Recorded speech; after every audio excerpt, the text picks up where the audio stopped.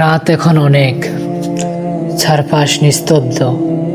হয়তো আপনিও আমার মতো এই মুহূর্তে একা, জানালার ওপাশে তাকিয়ে ভাবছেন জীবনটা আসলে কি, কেন এত হাহাকার, কেন এত না পাওয়ার বেদনা। আমরা প্রতিদিন সকালে একরাশ আশা নিয়ে ঘর থেকে বের হই, আর রাতে এক বুক ক্লান্তি নিয়ে ফিরে আসি। এই যে চক্র, এর শেষ কোথায়? আমরা সবাই একটা প্রতিযোগিতায় নেমেছি, কার চেয়ে কার বাড়ি বড় হবে, কার দামি গাড়ি হবে, কার পদমর্যাদা উঁচুতে থাকবে। কিন্তু আমরা কি একবারও ভেবে দেখেছি এই দৌড় প্রতিযোগিতার ফিনিশিং লাইনটা আসলে কোথায়? ইসলাম আমাদের বলে জীবন একটা মুসাফিরখানা। একজন মুসাফির যেমন গাছের নিচে কিছুক্ষণ জিরিয়ে নিয়ে আবার তার আসল গন্তব্যের দিকে রওনা দেয়, আমরাও ঠিক তাই। রাসূল সাল্লাল্লাহু আলাইহি ওয়াসাল্লাম বলেছেন, দুনিয়ার সাথে আমার সম্পর্ক তো একজন আরোহীর মতো, যে একটি গাছের ছায়ায় বসে বিশ্রাম নেয় এবং তারপর সেটা ছেড়ে চলে যায়। অথচ আমরা এই ছায়াটাকে স্থায়ী ঘর ভেবে বসে আছি। আমরা আমাদের সবটুকু আবেগ, সবটুকু সময় ঢেলে দিচ্ছি এমন কিছুর পেছনে যা একদিন ধুলোয় মিশে যাবে। আমরা কি জানি না যে ল্যাপটপ বা ফোনের স্ক্রলে আমরা আজ আমাদের ভবিষ্যৎ খুঁজছি, একদিন সেটি অন্য কেউ ব্যবহার করবে। যে বাড়িটি বানাতে আপনি আজ রক্তপানি করেছেন, সেখানে একদিন আপনার নাম ফলকটি বদলে যাবে। বাস্তবতা হলো, আমরা দুনিয়া সাজাতে গিয়ে নিজেদের আত্মাকে অবহেলা করছি।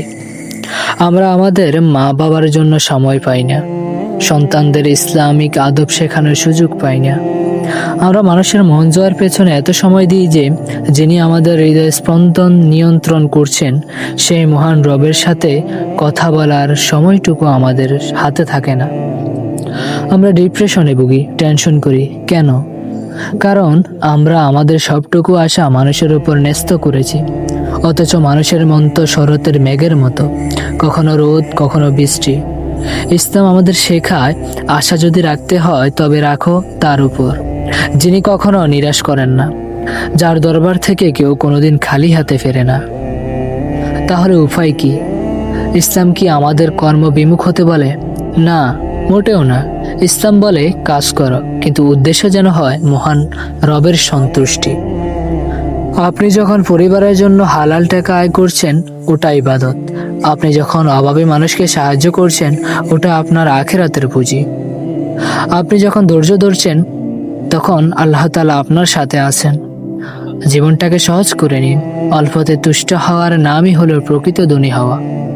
বড়লোক সেই নয় যার অনেক কিছু আছে, বরং বড়লোক সেই যার অল্পতেই চলে যায়। কপালে যা জুটেছে তার জন্য আলহামদুলিল্লাহ বলুন, দেখবেন মনের ভেতর এক অদ্ভুত জান্নাতি প্রশান্তি নেমে আসবে। ভেবে দেখুন তো, আজ যদি আপনার জীবনের শেষ দিন হয়, তবে আপনার প্রাপ্তির ঝুলিতে কি থাকবে? কয়টা লাইক, কয়টা কমেন্ট, নাকি কয়েকটা সিজদা? আসুন মরীচিকার পেছনে ছোটা বন্ধ করি। জীবনটা শুধু ভোগের জন্য নয়, ত্যাগের জন্যও। অন্ধকার কবরে আপনার দামি পারফিউম বা দামি ব্র্যান্ডের পোশাক যাবে না, যাবে শুধু আপনার আমল। সময় এখনো আছে, ফিরে আসার পথ এখনো খোলা। মালিকের কাছে মাথা নত করুন, নিজেকে বলুন, হে আমার রব, আমি আপনার কাছে ফিরতে চাই। মনে রাখবেন, পৃথিবীর কেউ আপনাকে বুঝুক বা না বুঝুক, আল্লাহ আপনাকে বোঝেন। তিনি আপনার তওবার অপেক্ষায় আছেন। আপনার গন্তব্য যেন জান্নাত হয়, দুনিয়ার কোনো মহাচ্ছন্ন কানাগুলি নয়।